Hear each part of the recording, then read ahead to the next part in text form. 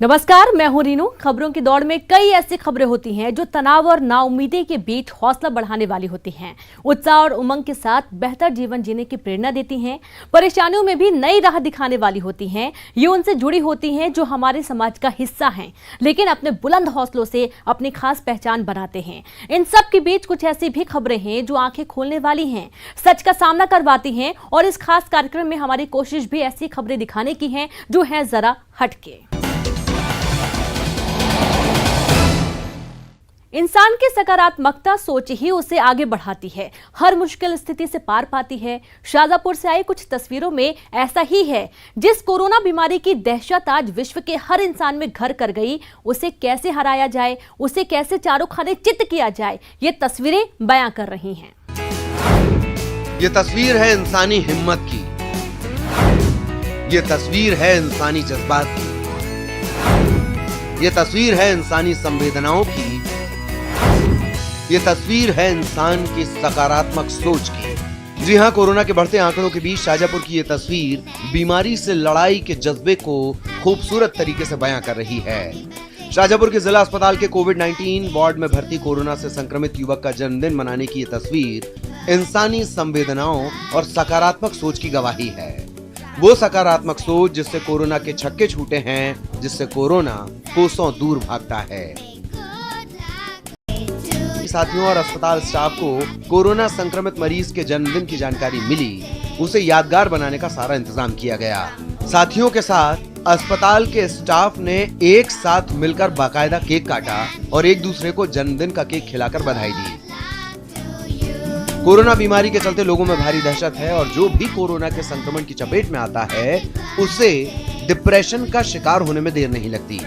ऐसे में इस बीमारी का शिकार हुए लोगों में उत्साह और सकारात्मक सोच बढ़ाने वाली ये तस्वीर बयां करती है कि अगर इंसान अपनी सोच को सकारात्मक रखता है और हौसला बनाए रखता है तो वो भी इस बीमारी को चारों खाने चित कर सकता है। हमें कोरोना से सचेत रहने की जरूरत है, सजग रहने की जरूरत है और आत्मबल को बनाए रखने की जरूरत है। साथ ही दिन रात ड्यूटी करने वाले सरकारी अस्पताल के स्वास्थ्य कर्मियों के लिए सम्मान का भाव भी रखना जरूरी है। न्यूज़ 18 के लिए शाजापुर से सुनील की रिपोर्ट।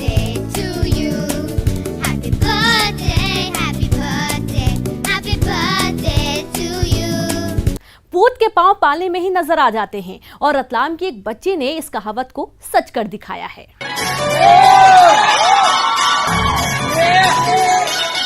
हम बात 7 साल की डांसिंग क्वीन गीत कौर बग्गा की कर रहे हैं, जिनके डांस वीडियो ने इन दिनों सोशल मीडिया में धूम मचा रखी है। डांस वीडियो की दीवानगी का आलम यह है कि फिल्म एक्टर ऋतिक रोशन ने भी गीत के डांसिंग वीडियो को अपने ट्विटर अकाउंट पर शेयर किया है और इसको भी लाखों लोगों ने लाइक किया है।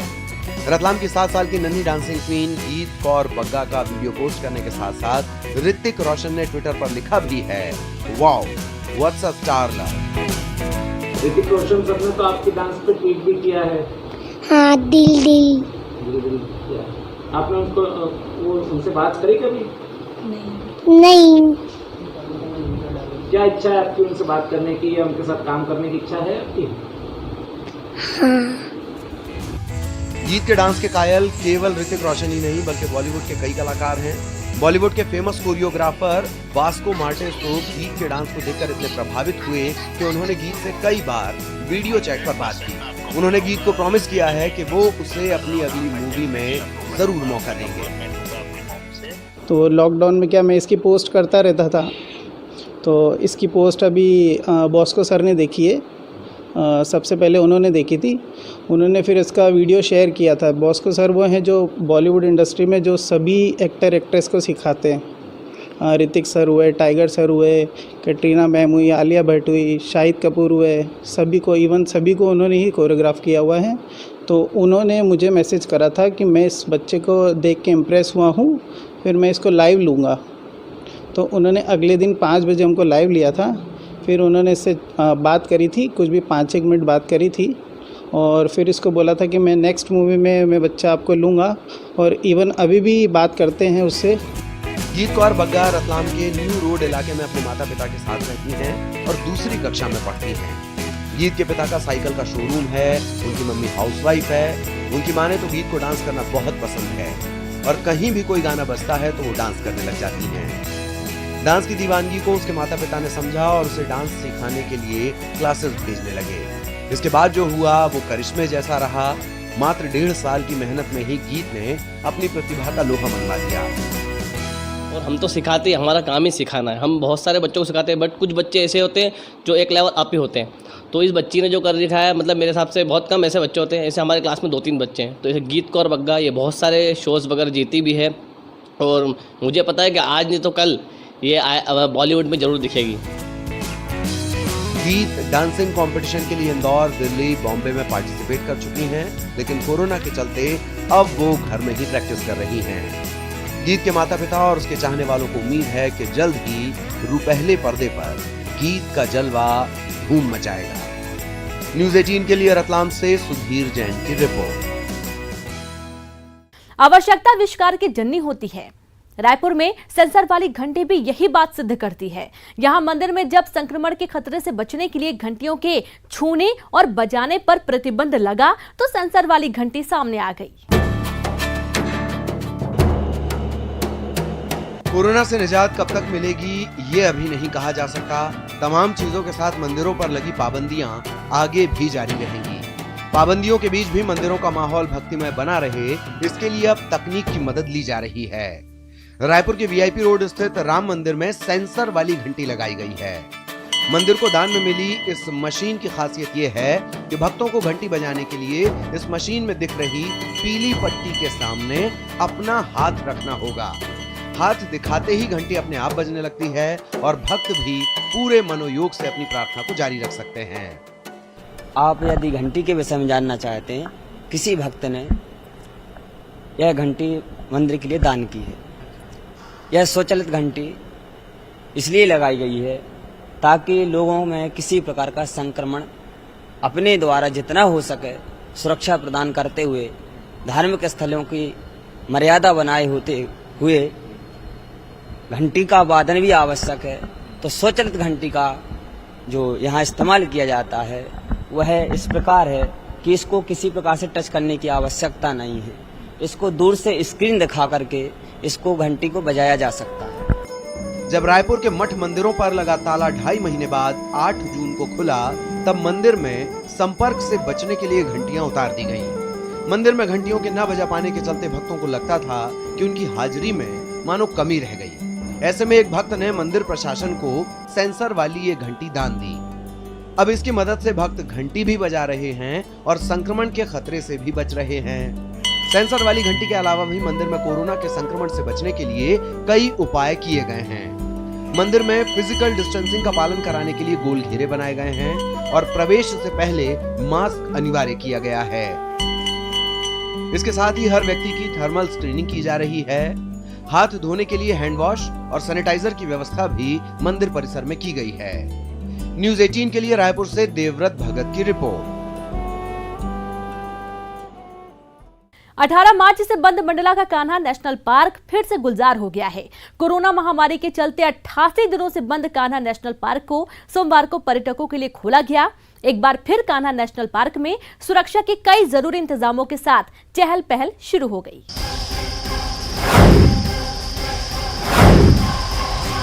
कोरोना महामारी के चलते मंडला में पिछले 88 दिन से बंद कान्हा नेशनल पार्क पर्यटकों के लिए खोल दिया गया।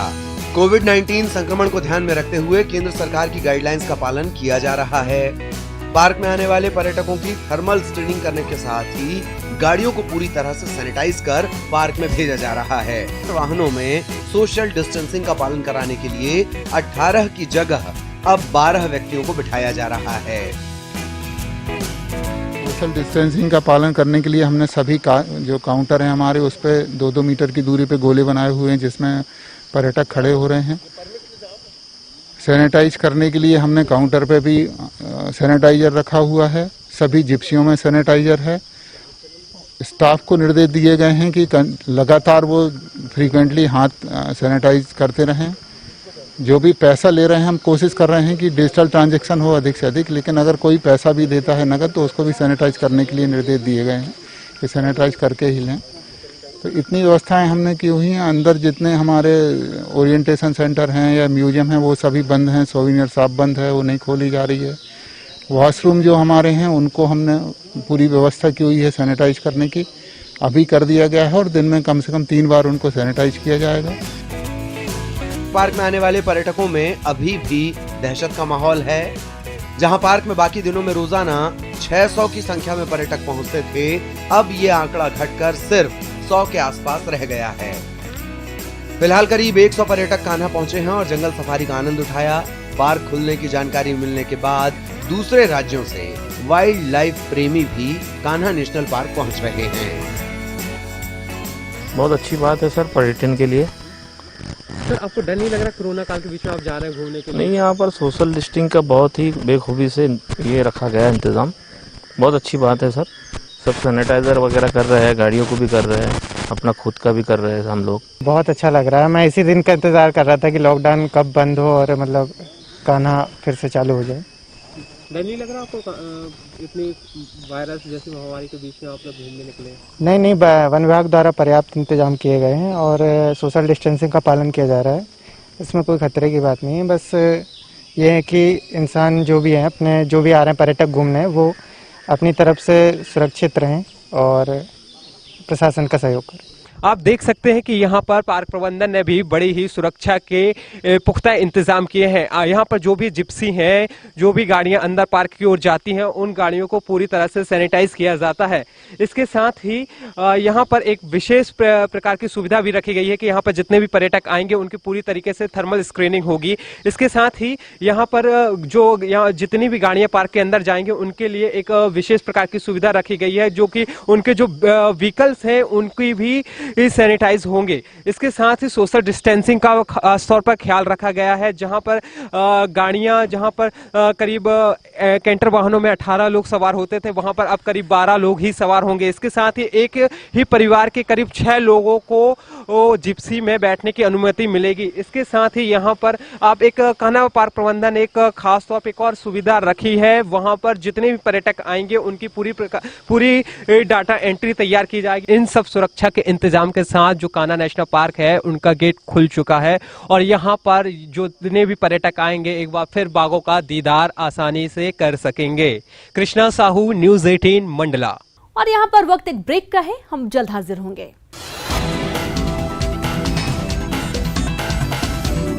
का स्वागत है। देवास में एक व्यक्ति बेजुबानों के मसीहा कहे जाते हैं। लॉकडाउन का कठिन समय हो या फिर सामान्य दिनों जैसा समय, इन्होंने बेजुबानों के खाने और चारे की व्यवस्था करना ही जीवन का पहला लक्ष्य बना रखा है।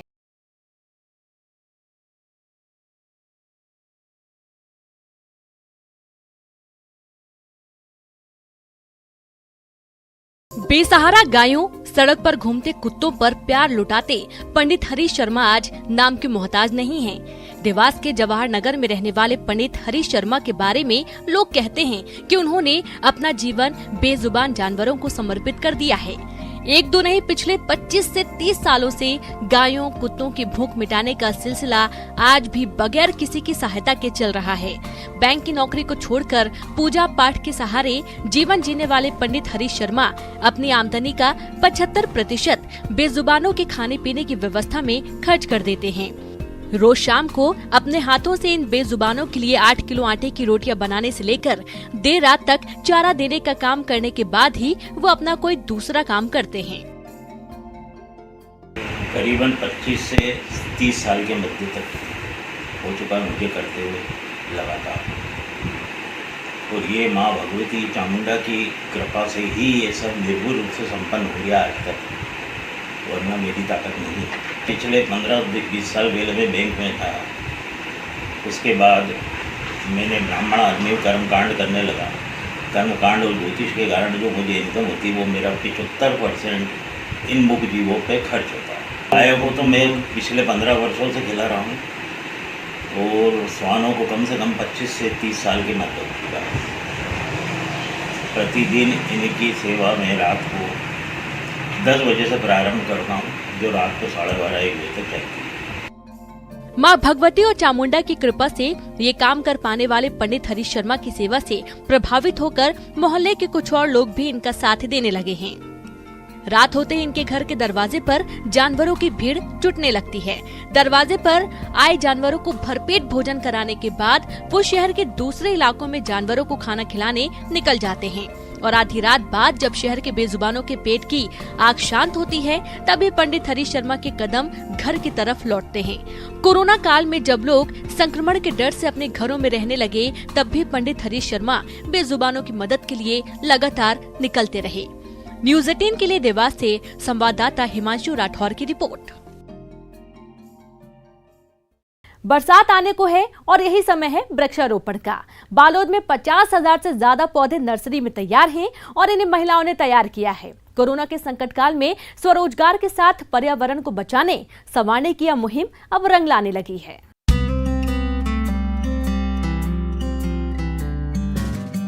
एक पंथ दो काज वाली कहावत आपने जरूर सुनी होगी। बालोद में ऐसा ही हो रहा है। यहाँ प्रशासन की पहल पर महिलाओं को कोरोना संकट काल में रोजगार तो मिला ही साथ पर्यावरण को बचाने की मुहिम को भी बल मिला। दरअसल मानसून में बालोद के गांवों में मुनगा के पौधे लगाने की योजना बनाई गई है और डढ़ारी में मुनगा की नर्सरी तैयार की गई। नर्सरी में 50,000 पौधे तैयार करने का लक्ष्य है और 35,000 पौधे तैयार भी हो चुके हैं। नर्सरी तैयार करने में गांव की महिलाओं ने सहयोग किया और कोरोना के संकट काल में उन्हें अपने ही गांव में रोजगार मिला। यहाँ हमारे ग्राम पंचायत डढ़ारी के आदर्श गौठान में मुनगा का नर्सरी तैयार कर रहे हैं महिला समूह और यहाँ हमें 50,000 मुनगा की नर्सरी तैयार करनी है, जिसमें से 35,000 मुनगे के प्लांट्स जो हैं तैयार हो चुके हैं। और यहाँ पर लॉकडाउन के समय से ये काम हमारा प्रारंभ हुआ था जो अभी तक चल ही रहा है। और निश्चित तौर पर लॉकडाउन में हम सभी जानते हैं कि बाहर जाना जो है सख्त मनाही थी। गांव के अंतर्गत ही किसी भी प्रकार से रोजगार मुहैया कराना था और बहुत ही अच्छा अवसर मिला इस नर्सरी के माध्यम से कि यहाँ की महिलाएं यहीं पर गौठान में ही रहकर, गाँव में ही रहकर काम रोजगार मिली उनको काम की और उनको जो है यहाँ पर रोजगार का एक माध्यम मिला। आपको बता दें, छत्तीसगढ़ सरकार ने नरवा गरवा घुरवा बाड़ी योजना के तहत स्थानीय महिला समूहों को रोजगार देने की पहल की थी, लेकिन इस बार कोरोना संक्रमण के बीच जब सभी काम बंद हो गए तब डढ़ारी में महिला समूहों ने मुनगा के पौधों की पूरी नर्सरी तैयार कर ली और 35,000 मुनगे के पौधे उगा लिए। अभियान योजना के माध्यम से जो हमारे समूह बने हैं उसको हम नरवा गरवा घुरवा बाड़ी से जोड़ रहे हैं। वर्तमान में हमारी प्राथमिकता सामने वृक्षारोपण है, तो हमने उनके माध्यम से स्व सहायता समूह के माध्यम से 50,000 मुनगे के पौधे तैयार करवाए हैं, नर्सरी तैयार करवाए हैं, जिसको हमारे गौठानों में अभी लगाएंगे। इसके अतिरिक्त हमने उनसे कहा है कि आगे आप और वृक्षारोपण के लिए नर्सरी तैयार करने के लिए आप ले सकते हैं। तो उनका पहला प्रयास था जो काफ़ी सफल दिख रहा है और उनके पौधे काफ़ी अच्छे से तैयार हो चुके हैं। इसके अतिरिक्त हम इनको मछली पालन, मुर्गी पालन से भी जोड़ने के लिए प्लानिंग कर रहे हैं और आने वाले समय में गौठानों के नज़दीक डबरी और तालाब का जो निर्माण किया जा रहा है उसमें हम इनको जोड़ेंगे। नर्सरी में तैयार पौधों को अब विभिन्न पंचायतों में लगाने की योजना है, जिससे पर्यावरण में सुधार तो होगा ही, साथ ही ग्रामीणों को मुनगा भी हासिल होगा। निश्चित तौर पर प्रशासन की इस पहल से गांव की महिलाओं की आर्थिक और सामाजिक स्थिति में बदलाव आएगा और वो भी सशक्त भारत के निर्माण में अपनी अहम भूमिका निभा पाएंगी। न्यूज़ 18 के लिए बालोद से संतोष साहू की रिपोर्ट। शादी का कार्ड आते ही सबसे पहले आपका ध्यान रस्मों पर जाएगा, लेकिन 7 जन्मों के बंधन का न्योता क्या सत्ता सियासत के खेल का हिस्सा भी हो सकता है?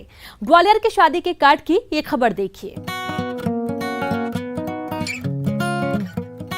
पहली नजर में हर किसी को ये शादी का कार्ड ही नजर आया, जिसमें वर वधू का नाम है, बाबा साहेब हैं और तमाम वैवाहिक रस्मों का जिक्र है। लेकिन ठहरिए, ये सिर्फ कार्ड नहीं, इसमें तो शादी के सहारे और सत्ता के इशारे भी हैं।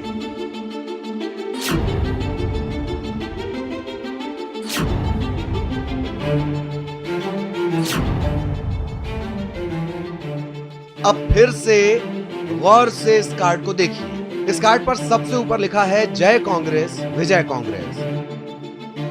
इसके सहारे कांग्रेस का पंजा मजबूत करने का संदेश दिया जा रहा है। भले ही अजय और नीतू की शादी की सारी रस्में 14 जून यानी रविवार को पूरी हो गई हों, लेकिन रस्मों के सहारे राजनीति का ये रिवाज एमपी में होने जा रहे उपचुनाव के सियासी ताप का हिस्सा बनेगा।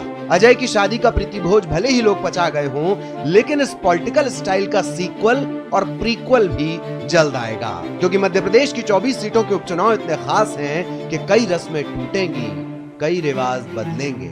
सोशल प्लेटफॉर्म पर लड़े जाने वाले इस युद्ध में आगे आगे देखिए होता है क्या। कड़वी होती बयानबाजी के बीच ये भी याद कर लीजिए कि 60 के दशक की शुरुआत में कितने स्नेह से बुलाया जाता था, जब कार्ड पर लिखा होता था, भेज रहे स्नेह निमंत्रण प्रियवर तुम्हें बुलाने को, हे मानस के राजहंस तुम भूल न जाना आने को। उस दौर के ये काव्यमय आग्रह भूल जाइए। अब शादी का कार्ड आए तो गौर से देखिएगा, प्रिंटिंग इंक के अलावा सियासी स्याही की खुशबू तो नहीं आ रही। Bureau report, news 18। बैंड बाजा का बिना शादी अधूरी मानी जाती है और लोगों की शादी की खुशी में और 4 चांद लगा देने वालों की जिंदगी शादी रुकने की वजह से आज तंगी के दर्द में जीने पर मजबूर है और देखने वाला कोई नहीं।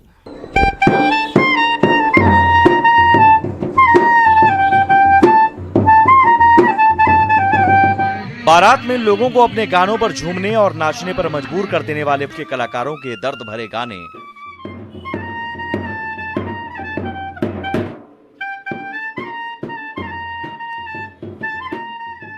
इनका दर्द इनकी ट्रम्प और बाजों के माध्यम से सामने आ रहे हैं।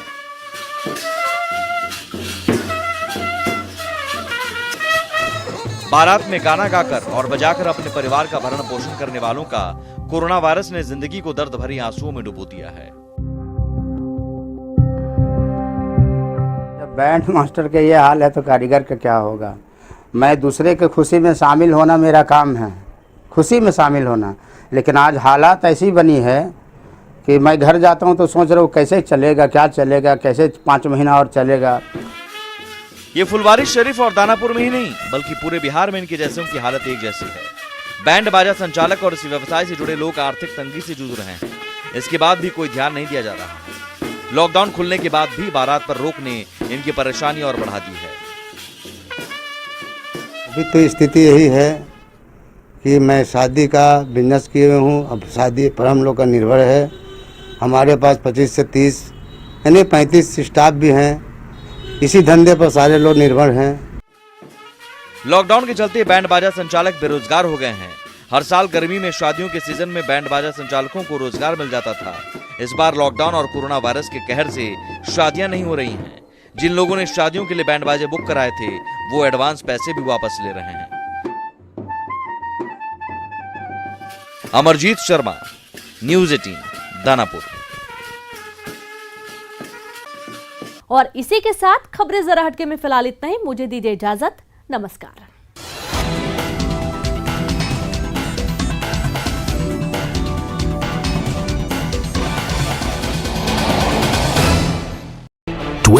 Day